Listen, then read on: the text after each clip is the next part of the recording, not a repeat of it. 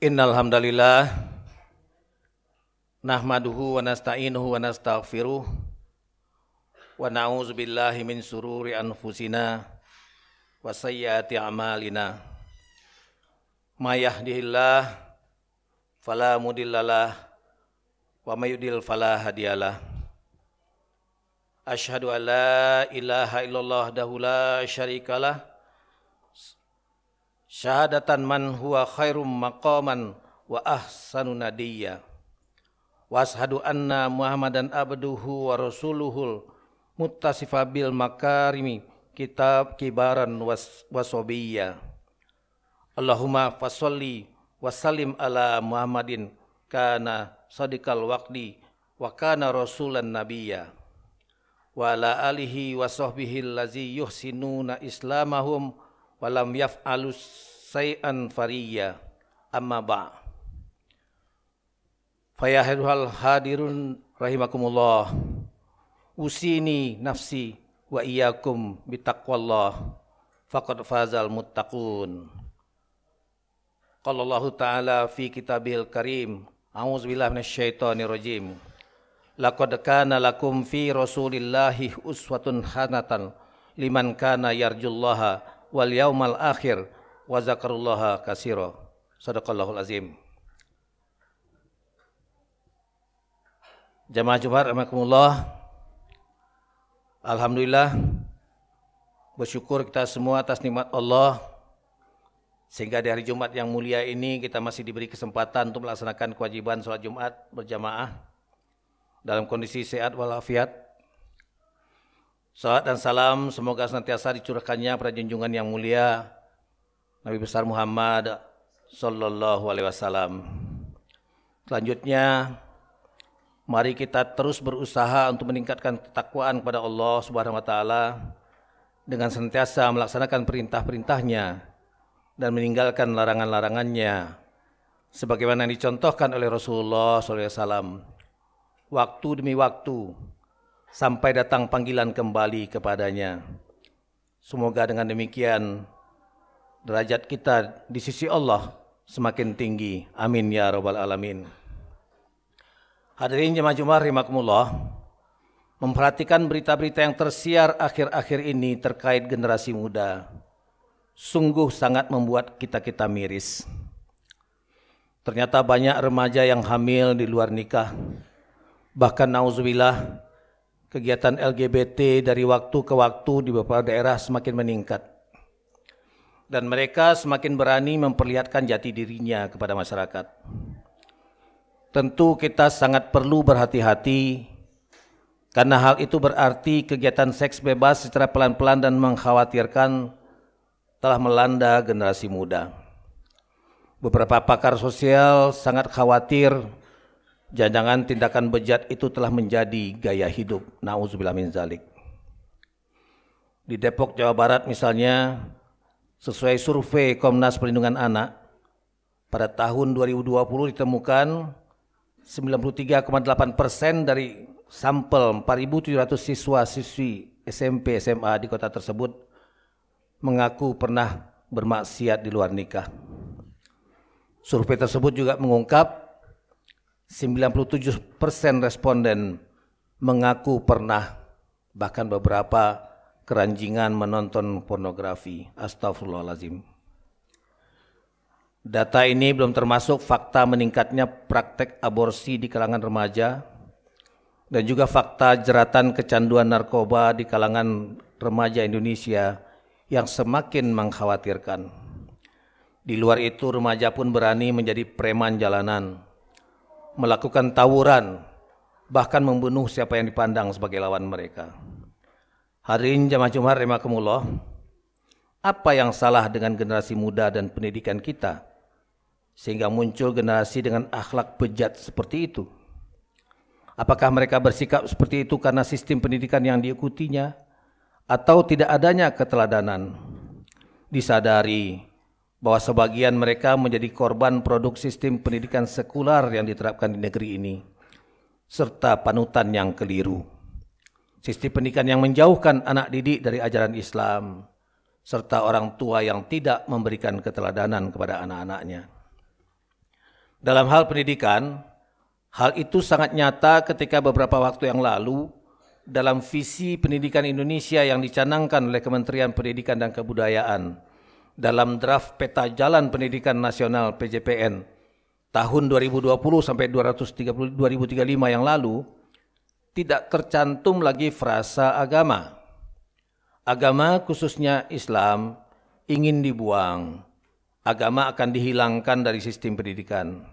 Sementara kita semua sadar bagaimana mungkin kita mampu mencetak generasi yang unggul jika mereka tidak memiliki akhlak mulia, tidak berbudi luhur, dan selama itu ini dibimbing dengan pendidikan agama, khususnya Islam sejak dini. Akibat dari sistem pendidikan yang keliru, dampaknya sangat fatal, seperti yang kita lihat sekarang pada anak-anak muda kita. Begitu juga dengan faktor keteladanan dari para orang tua. Betapa mirisnya membaca berita tentang korupsi yang dilakukan beberapa oknum kepala daerah dan terlibatnya mereka dalam kegiatan kriminal dan maksiat, sementara kegiatan anak-anak mereka tidak dalam kontrol, sebaliknya mereka malah memberikan contoh yang keliru. Hadirin jemaah Jumat rahimakumullah, sebagai negara yang mayoritas penduduknya Muslim, seharusnya kita menjadikan Islam sebagai landasan utama dalam sistem pendidikan dan perilaku, sekaligus pola hidup Islami yang seharusnya mewarnai seluruh kebijakan kegiatan masyarakat di tanah air, juga anak-anak kita dan para orang tua. Dalam Islam, pendidikan dapat dimaknai sebagai proses manusia menuju kesempurnaan sebagai hamba Allah Subhanahu wa taala. Dan alhamdulillah, Islam memiliki sosok yang wajib menjadi panutan, menjadi role model bagi seluruh umat, ya siswa didik, ya orang tua, maupun masyarakat umum, yaitu sosok yang memiliki akhlak mulia, Rasulullah Muhammad sallallahu alaihi wasallam. Di samping surat Al-Ahzab ayat 21 yang khatib bacakan pada mukadimah khutbah, Allah juga berfirman, wa innaka la'ala khuluqin azim, dan sungguh engkau Muhammad memiliki akhlak yang sangat agung. Al-Quran surat Al-Qalam ayat 4. Dan di ayat lain Allah Subhanahu wa taala berfirman, laqad kana lakum fi Rasulillahi uswatun hasanah. Sungguh pada diri Rasulullah SAW itu terdapat contoh suri teladan yang baik. Keberadaan sosok panutan atau role model inilah yang menjadi salah satu ciri pembeda pendidikan Islam dengan sistem pendidikan yang lain. Karena dalam sistem pendidikan Islam, akidah Islam harus menjadi dasar pemikiran. Sebab tujuan inti dari sistem pendidikan Islam adalah membangun generasi yang berkepribadian Islam, yang bertauhid, selain juga menguasai ilmu kehidupan seperti matematika, sains, teknologi, ekonomi, hukum, dan lain-lain. Hasil belajar atau output dari pendidikan Islam yang diinginkan adalah peserta didik yang kokoh keimanannya dan mendalami pemikiran Islamnya, tafaqquh fid din. Dan pengaruh atau output dari pendidikan Islam adalah keterikatan peserta didik dengan syariah Islam. Dan dampaknya adalah terciptanya masyarakat yang bertakwa, yang di dalamnya tegak amar ma'ruf nahi mungkar dan tersebar luasnya dakwah Islam. Hanya saja pemikiran atau fikrah pendidikan Islam ini tidak bisa dilepaskan dari metodologi penerapan atau thariqahnya, yaitu sistem pemerintah yang didasarkan pada akidah Islam. Dalam sistem Islam yang kafah, penguasa bertanggung jawab penuh atas penyelenggaraan pendidikan akhlak warganya. Dasar pemikirannya adalah pendidikan merupakan salah satu hal penting di antara banyak perkara yang wajib diurus oleh negara. Rasulullah SAW bersabda, al-imamu ra'in wa mas'ulun an ra'iyani. Imam kepala negara adalah pengurus rakyat dan ia akan dimintakan pertanggungjawaban atas urusan rakyatnya. Hadis riwayat Bukhari dan Muslim. Dan dalam rumah tangga, pemimpin adalah orang-orang tua, sebagaimana firman Allah dalam Al-Quran surat At-Tahrim ayat 2. Ya ayyuhallazina amanu qu anfusakum wa ahlikum naro wa quduhan nas wal hijarah. Wahai orang-orang yang yakin, wahai orang beriman, peliharalah dirimu dan keluargamu dari api neraka yang bahan bakarnya adalah manusia dan batu.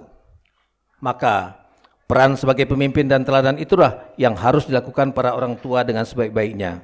sehingga dengan keagungan akhlak Islam yang dicontohkan Rasulullah SAW dapat ditiru oleh para generasi muda, anak-anak kita. Hari ini jemaah Jumat rahimakumullah, sistem pendidikan Islam yang benar bukan hanya sekedar teori. Bukti kecemerlangan sistem pendidikan Islam bisa dilihat pada masa khilafah Islam, ketika hal itu diterapkan secara konsekuen dan praktis. Saat itu, lembaga-lembaga pendidikan Islam tumbuh subur, majelis ilmu pengetahuan serta ulama dan ilmuwan yang pakar dalam berbagai disiplin pengetahuan juga berkembang dengan baik. Beberapa lembaga pendidikan Islam kala itu antara lain Nizamiyah tahun 1067 sampai 1401 Masehi di Baghdad, Al-Azhar tahun 975 Masehi sampai sekarang di Mesir, Al-Qawariyin 859 Masehi sampai sekarang di Maroko, dan Sankor tahun 989 Masehi sampai sekarang di Timbuktu, Mali, Afrika. Lembaga-lembaga pendidikan Islam ini juga menerima siswa dari Barat. Bahkan seorang Paus Sylvester II sempat menimba ilmu di Universitas Al-Qawariyin. Literasi warga negara dengan sistem khilafah saat itu lebih tinggi daripada warga Eropa. Perpustakaan Umum Cordova di Andalusia memiliki lebih dari 400.000 buku.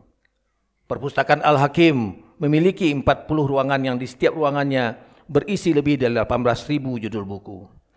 Perpustakaan Darul Hikmah di Mesir mengoleksi sekitar 2 juta judul buku. Dan perpustakaan umum di Tripoli atau Sam mengoleksi lebih dari 3 juta judul buku. Pada masa itu, lahir ilmuwan-ilmuwan Islam yang luar biasa.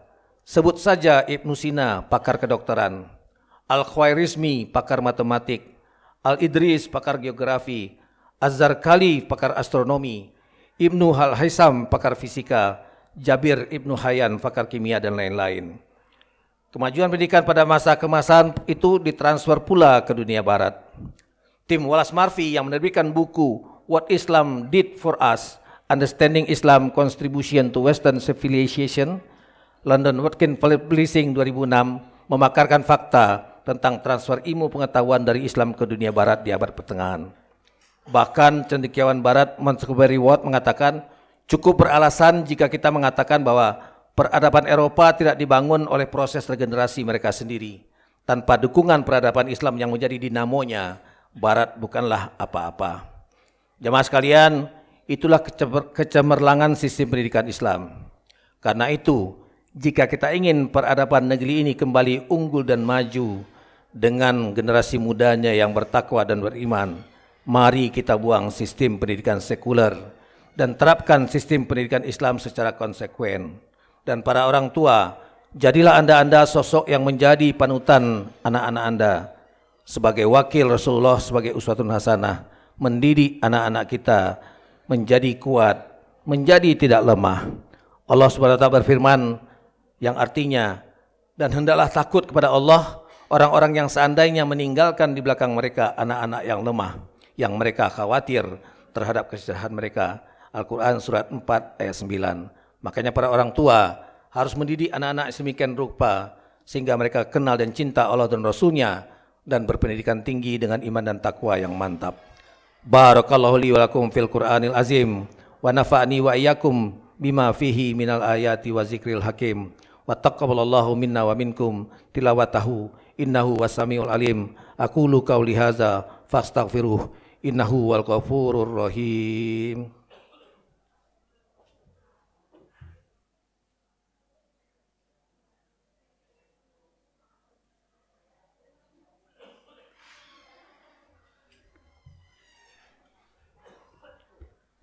Alhamdulillah, alhamdulillah ala ihsanihi wa syukrulahu ala taufiqih wa imtinanih. Wa asyhadu an la ilaha illallah wahdahu la syarikalah wa asyhadu anna Muhammadan abduhu wa rasuluh da'iya ila ridwanih. Allahumma sholli ala Muhammadi wa ala alihi wa ashabihi wa salim tasliman katsira. Amma ba'.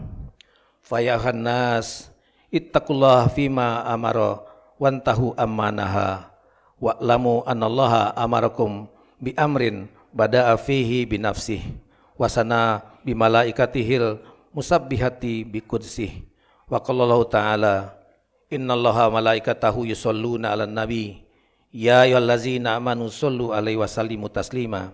Allahumma sholli ala Muhammad wa ala ali Muhammad kama sholaita ala Ibrahim wa ala ali Ibrahim innaka Hamidum Majid. Wa barik ala Muhammad wa ala ali Muhammad kama barakta ala Ibrahim wa ala ali Ibrahim innaka Hamidum Majid. Allahumma fir lil mu'minina wal mu'minat wal muslimina wal muslimat al ahya'i minhum wal amwat innaka sa'im qaribum mujibud da'wat ya khadiyal hajat. Allahumma a'izzal islam wal muslimin. Allahumma a'izzal islam wal muslimin. Allahumma a'izzal islam wal muslimin wa zillas syirka wal musyrikin wansur ibadakal muwahhidin wansur man nasruddin wahzul man khazal muslimin wadamir a'da'ad-din wali kalimatika ila yaumiddin. Allahumma fa'anal bala wal waba wazzalal zila wal mihan wasu'al fitnati wal mihan ma zahara minha wa ma batan. Rabbana atina fid dunya hasanah wa fil akhirati hasanah wa qina azabannar wa adkhilnal jannata mal abror ya aziz ya ghafar ya rabbal alamin. Ibadallah, innallaha ya'murukum bil adli wa ihsan wa ita'izil qurba wa yanha 'anil fahsya'i wal munkar wal baghi ya'izukum la'allakum tadhakkarun wazkurullahal azim yazkurkum wazkuruhu ala ni'mahi wa yazidkum wala zikrullahi akbar wallahu ya'lamu ma tasnaun.